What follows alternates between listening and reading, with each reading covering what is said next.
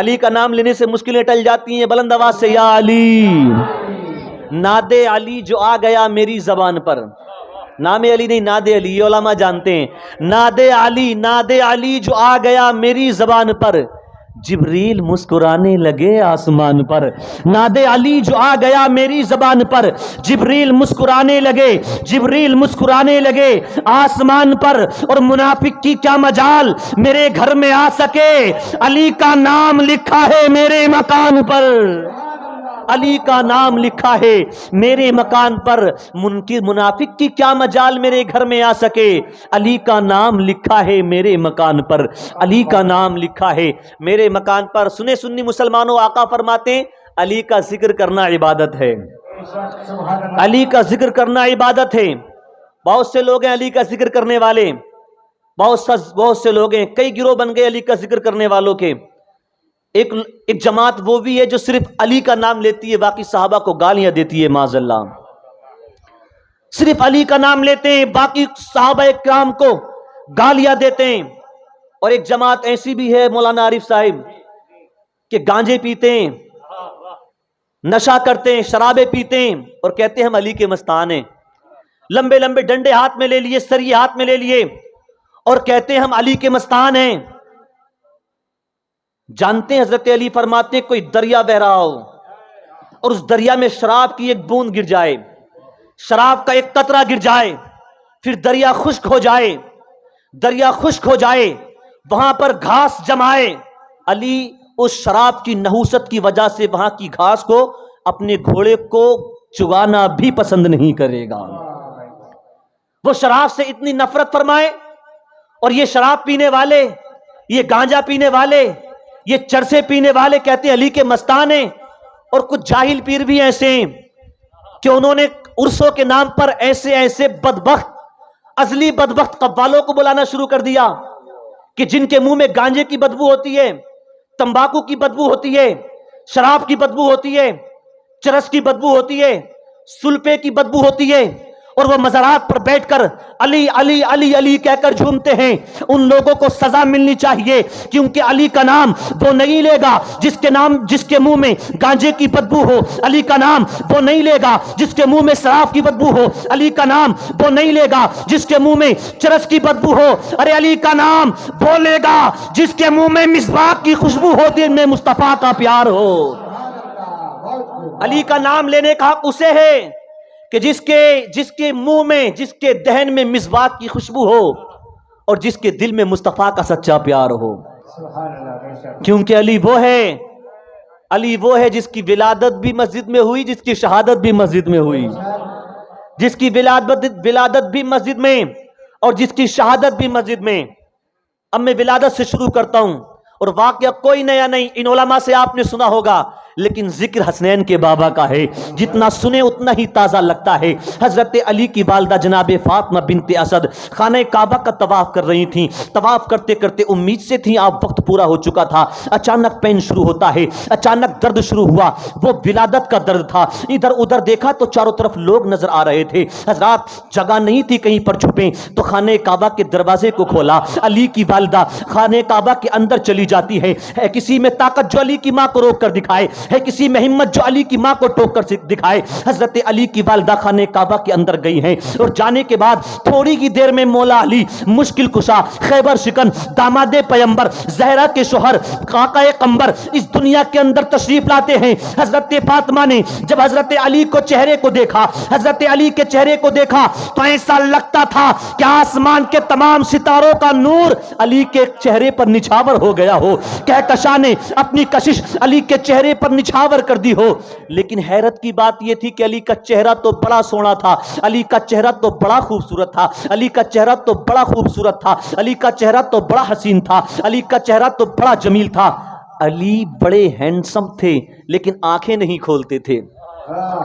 والدہ نے سمجھا شاید بچہ خوبصورت تو ہے لیکن دیکھ نہیں سکتا, بینائی سے محروم ہے, شاید آنکھیں نہیں ہیں, شاید دنیا کی رنگینیوں کو، دنیا کی باغ و بہار کو دیکھ نہ پائے گا، لیکن چونکہ بیٹا ہے نا بڑا خوبصورت ہے، سینے سے لگایا، علی کو سمیٹا۔ ادھر ایک شخص نے دوڑ کر ابو طالب سے کہا، ابو طالب تیرے یہاں بیٹے کی پیدائش ہو چکی ہے۔ اتنے میں فاطمہ بنت اسد پہنچی حضرت علی کو لے کر۔ جناب ابو طالب نے حضرت علی کو اپنی آغوش میں لیا۔ ایسا نہیں لگتا تھا کہ کوئی عام بیٹا ابو طالب کی گود میں ہے، ایسا لگتا تھا کہ آسمان کا چاند جناب ابو طالب کی آغوش میں آ گیا ہے، جناب ابو طالب کی آغوش میں آ گیا ہے۔ ابو طالب نے دیکھا بچہ خوبصورت ہے لیکن آنکھیں نہیں کھولتا۔ جناب عباس بن عبد المطلب تشریف لائے، دیکھا کہ بیٹا خوبصورت ہے لیکن آنکھیں نہیں کھولتا۔ سب آتے تھے، چچا آئے، تایا آئے، بھائی آئے، بہنیں آئیں، پڑوسی آئے، رشتہ دار آئے، عزیز آئے، سب نے دیکھا، سب نے یہی کہا تھا بچہ خوبصورت تو ہے لیکن شاید آنکھیں نہیں ہے، شاید دنیا کو دیکھ نہ سکے گا۔ جب میرے آقا کو خبر ملی ابو طالب کے گھر میں علی کی پیدائش ہوئی ہے، ابو طالب کے گھر میں ایک بیٹے کی پیدائش ہوئی ہے، میرے آقا تشریف لائے، اپنی چچی جان سے کہا تھا، چچی جان لاؤ نا میرے بھائی کو میری آغوش میں دے دو، لاؤ میرے عزیز کو میری آغوش میں دے دو۔ حضرات جیسے ہی حضرت علی کو میرے آقا کی گود میں دیا گیا، ابو طالب کی گود میں گئے، آنکھیں نہ کھولی، جناب عباس کی گود میں گئے، آنکھیں نہ کھولی، فاطمہ بنت اسد کی گود میں گئے، آنکھیں نہ کھولی، رشتہ داروں کی گود میں گئے، آنکھیں نہ کھولی۔ لیکن جیسے ہی علی نبی کی گود میں پہنچتا ہے، جیسے ہی علی نبی کی گود میں پہنچتا ہے، علی نے اپنی دونوں آنکھوں کو کھول دیا، علی نے اپنی دونوں آنکھوں کو کھول دیا۔ تایا آیا، چچا آیا، بھائی آئے، بہنیں آئیں، رشتہ دار آئے، سبھی آئے، لیکن علی نے آنکھوں کو نہ کھولا۔ پتا چلا علی دنیا میں سبھی کے لیے نہیں آیا، علی تو میرے نبی کے لیے آیا ہے۔ علی دنیا میں سبھی کے لیے نہیں، نبی کے لیے آیا ہے۔ آنکھیں کھول دی علی نے، آنکھیں کھول دی علی نے۔ اب پرورش حضرت علی کی ہونے لگی۔ چند سال کی عمر جب آپ کی ہوئی تو ایک مکے میں ایک دور ایسا آیا کہ قحط پڑ گیا، سوکھا پڑ گیا، تنگ دستی کا شکار ہو گئے لوگ۔ اور میرے آقا کی شادی اس وقت جناب خدیجہ سے ہو چکی تھی، تو میرے آقا نے جناب عباس کو بلایا، حضرت عباس کو، کہا کہ میرے چچا ابو طالب کے کئی بچے ہیں، تنگی کا دور ہے، پرورش کرنا اس وقت ان کے لیے مشکل ہو رہا ہوگا۔ ایسا کرتے ہیں جب تک یہ تنگی کا وقت رہتا ہے، چچا ابو طالب کے کچھ بچوں کو ہم اور آپ پرورش کے لیے لے لیتے ہیں، ان کا خرچہ اپنے ذمہ لے لیتے ہیں۔ خاندان والوں کی مدد کرنے کا طریقہ علی سے آپ سیکھیے۔ ابو طالب تنگی کا شکار ہیں تو حضرت علی کہہ رہے ہیں چلو ان کے کچھ بچوں کے خرچے کو اپنے ذمہ لے لیتے ہیں۔ حضرت عباس نے کہا ٹھیک ہے چلیں۔ جناب ابو طالب کے مکان پر پہنچے، سننا ذکر مولا علی ہو رہا ہے۔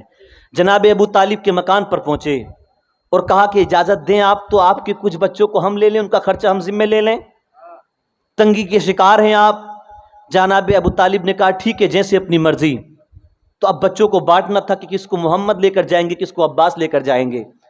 تو حضرت عباس نے کہا محمد پہلے تم چن لو تمہیں کس کو لے جانا ہے۔ تو مصطفیٰ نے مسکرا کر کہا چچا عباس آپ بتاؤ آپ کو کیا لگتا ہے میں کس کو لے کر جاؤں گا، آپ کو کیا لگتا ہے میں کس کو لے کر جاؤں گا۔ تو جناب عباس مسکرا کر کہنے لگے میں جانتا ہوں تو علی کے سوا کسی کو نہیں لے کر جائے گا، تو علی کے سوا کسی کو نہ لے کر جائے گا۔ حضرت علی کا بیان ہے میں کھڑا ہوا تھا، آقا بڑے تھے میں چھوٹا تھا، تو مصطفیٰ نے گھٹنے ٹیک دیے، باہیں پھیلا دی اور کہا علی آ جا۔ میں دوڑ کر گیا، آمنہ کے لال کے سینے سے لگ گیا۔ حضرت علی کہتے ہیں جب میں چھوٹا تھا مصطفیٰ نے باہیں پھیلائی تھی، اس وقت بھی میرا سینہ مصطفیٰ کے سینے سے لگا ہوا تھا، اور جب مصطفیٰ کو قبر میں اتارا جا رہا تھا تب بھی علی کا سینہ مصطفیٰ کے سینے سے لگا ہوا تھا، تب بھی مصطفیٰ کے سینے سے علی کا سینہ لگا ہوا تھا۔ لے گئے حضرت علی کو میرے آقا۔ اب وہ دور آتا ہے کہ اعلان نبوت کا وقت قریب آ گیا۔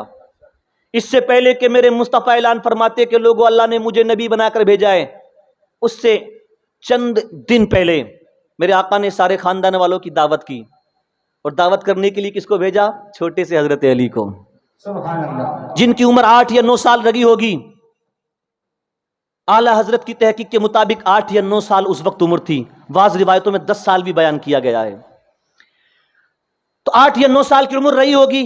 میرے آقا نے فرمایا علی جاؤ سارے لوگوں کی دعوت کر کے آؤ، آج شام کا کھانا سارے لوگ محمد کے دسترخوان سے کھائیں گے، محمد کے دسترخوان سے کھائیں گے۔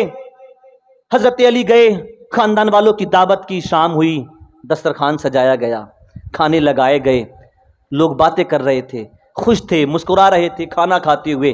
لیکن جب کھانے سے فارغ ہوئے نا تو میرے نبی کھڑے ہوئے اور ارشاد فرمایا، لوگوں میں اللہ کا نبی بنا کر دنیا میں بھیجا گیا ہوں. لوگوں اللہ نے مجھے تمہاری ہدایت کے لیے بھیجا ہے. جب میں یہ اعلان لوگوں کے سامنے کروں گا، مکے والوں کے سامنے کروں گا، تو لوگ میری مخالفت کریں گے. میرے خاندان والوں یہ بتاؤ کہ تم لوگوں میں سے میرا ساتھ کون کون دے گا؟ سنیں اگلے جملے سنیں. میرے آقا فرماتے ہیں، خاندان والوں بتاؤ تم لوگوں میں سے میرا ساتھ کون کون دے گا؟ سارے لوگ خاموش، جو کھانا کھاتے ہوئے باتیں کر رہے تھے، ہنس رہے تھے، مسکرا رہے تھے. جیسے ہی میرے آقا نے اتنا فرمایا بتاؤ میرا ساتھ کون کون دے گا، تمام لوگ خاموش ہو گئے. ایسا لگا کہ زبانوں پر تالے لگ گئے ہوں. حضرت علی کہتے میں سب سے پیچھے بیٹھا ہوا تھا، لمبا سا کرتا میں نے پہن رکھا تھا اور میں کھجور کھا رہا تھا. میں نے دیکھا مصطفیٰ نے فرمایا ہے کوئی جو میرا ساتھ دے؟ حضرت علی کہتے میں نے دیکھا کوئی نہیں بولا. ایسا لگا کہ سب کی زبانوں پر تالے لگ گئے ہوں. میں نے دیکھا مصطفیٰ کے چہرے پر غم کے آثار ظاہر ہوئے.